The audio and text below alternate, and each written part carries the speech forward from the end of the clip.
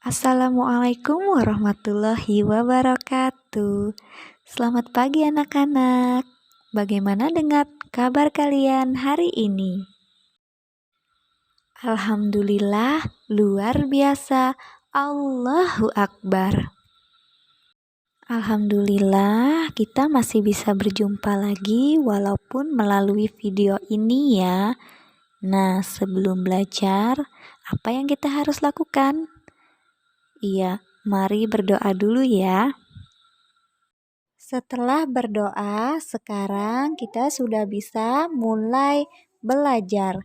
Materi hari ini adalah kebutuhan manusia untuk tumbuh dan berkembang.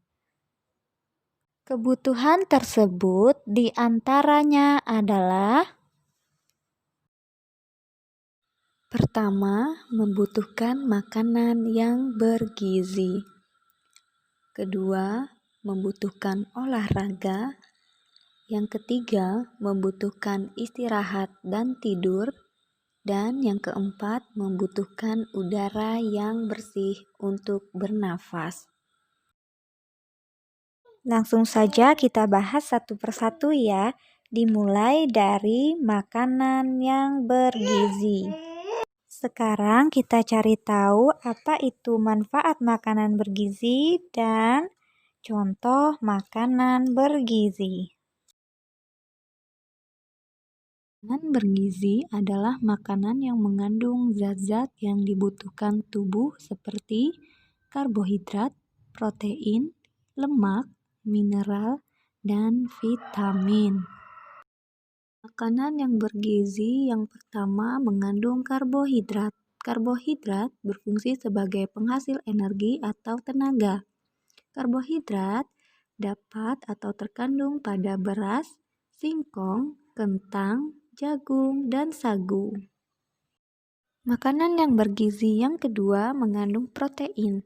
Protein ini adalah zat makanan yang berfungsi dalam proses pertumbuhan dan pengganti sel-sel tubuh yang rusak.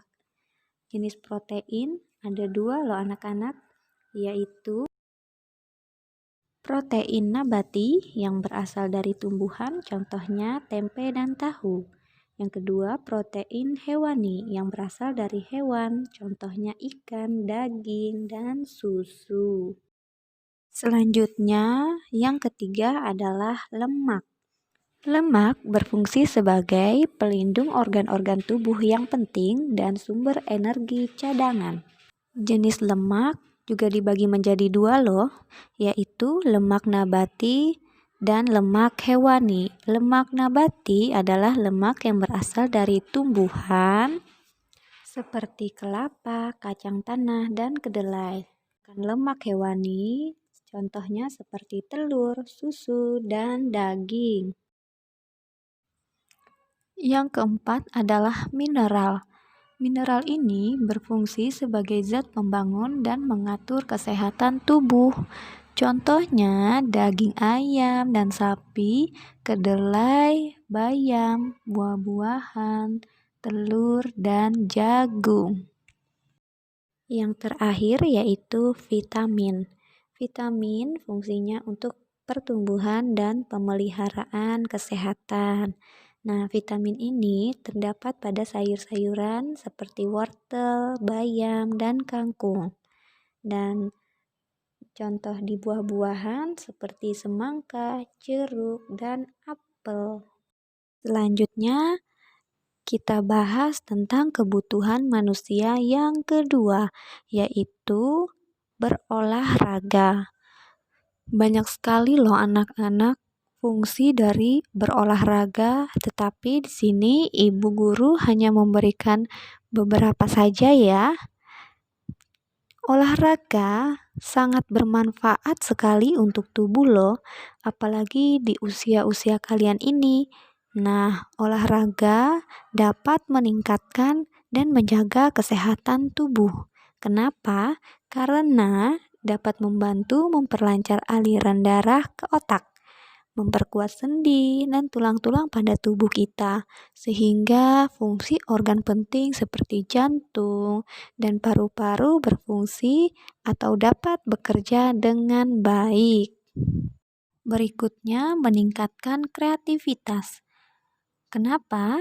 Karena dengan berolahraga memunculkan rasa bahagia sehingga merangsang daya kreativitas kamu loh anak-anak. Berikutnya, meningkatkan kekuatan otot. Lalu meningkatkan sportivitas dan sarana sosial. Berikutnya, kebutuhan manusia yang ketiga, yaitu membutuhkan istirahat dan tidur. Kenapa ya manusia atau makhluk hidup membutuhkan istirahat dan tidur? Jawabannya karena tidur merupakan istirahat yang paling baik. Pada saat tidur, otot dan pikiran juga istirahat. Dengan tidur yang cukup, tubuh akan merasa segar dan bugar kembali, sehingga dapat melakukan aktivitas dengan semangat kembali. Nah, untuk kebutuhan tidur anak-anak dan orang dewasa itu berbeda ya. Kalau untuk anak-anak, mereka membutuhkan tidur dari 8 sampai 10 jam. Dan untuk orang dewasa, kebutuhan tidurnya yaitu 6 sampai 8 jam dalam sehari.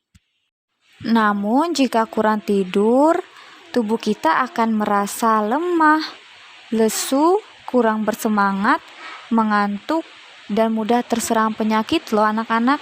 Jadi, usahakan tidak kurang istirahat dan tidur ya. Dan kebutuhan manusia yang terakhir yaitu membutuhkan udara yang bersih. Manfaat udara bersih yaitu agar tubuh kita tetap sehat, segar, dan tidak mudah jatuh sakit.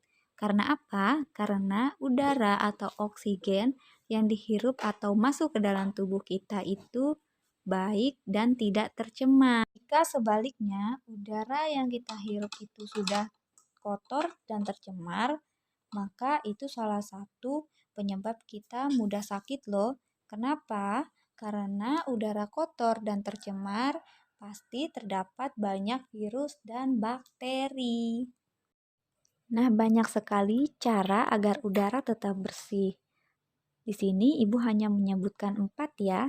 Yang pertama, menanam kembali pohon. Yang kedua, membuang sampah pada tempatnya.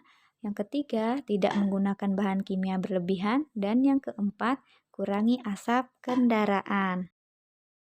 Itu tadi pembahasan kita tentang kebutuhan manusia untuk tumbuh dan berkembang ya. Nah, sampai di sini dulu perjumpaan kita. Selamat belajar. Wassalamualaikum warahmatullahi wabarakatuh.